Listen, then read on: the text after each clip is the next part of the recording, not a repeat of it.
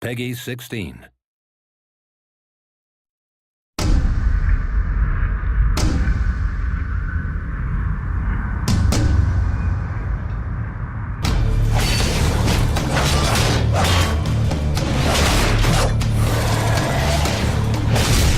Our original vision for Darksiders was pretty grand, and we weren't able to execute on that fully in Darksiders 1, but Darksiders 2, a lot of the stuff we really wanted to have in there, like loot, like skill trees, leveling up, a big world that you could explore at your leisure, getting new abilities that allow you to then see more of that world. We get to do a lot of that in Darksiders 2, and we're really excited about it.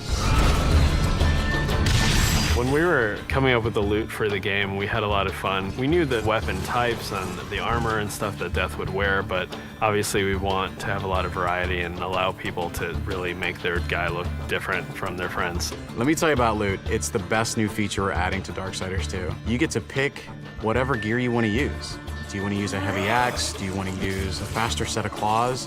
Do you prefer extra fire damage? Do you want added strength? Do you want added stamina? There's got to be thousands of pieces of loot. I mean, not only is there a bunch of visual combinations, there's a bunch of statistical combinations. Of course, you're going to find just common stuff, and then you're going to start to find some that have magical properties. You're going to get some that really are loaded up with stats, and eventually, our top tier loot is called possessed weapons, and those are going to be a lot of fun because they stay with you, and you're actually able to take items that you found, and you can feed those items into the possessed weapon to increase their power. Essentially, the possessed weapons level up with you based on how often you feed them with the loot that you don't want anymore. And I think it's that tier of loot that we're introducing that's going to be the most exciting. In Darksiders 2, we've got a skill tree.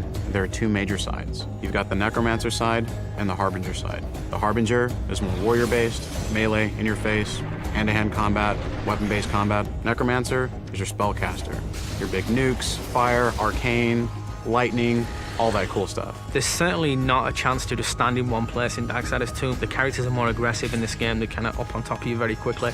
So one, you have to think a lot quicker than you did on the first one. But because you've got so many different tools to handle that combat now, players can handle it in a lot of different ways. They can hold back and use a lot of the magic if they're not very good at the melee combat, but you can also get in and get through from a very up close and personal style of gameplay. So it's really down to the type of player who's playing the game.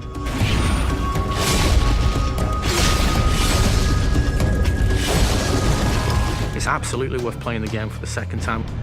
We hold back some of our really high-end powerful loot items for the second read through. There are quests that are going to force you to explore the world into nooks and crannies you didn't even know existed, and to go down through some pretty serious content. And some are funny, some are serious, but there's a lot to see. It sort of harkens back to the elements that were special in old school games. That's what we really wanted to pack into Darksiders 2. We want people to sense our passion. It's a game made for gamers by gamers.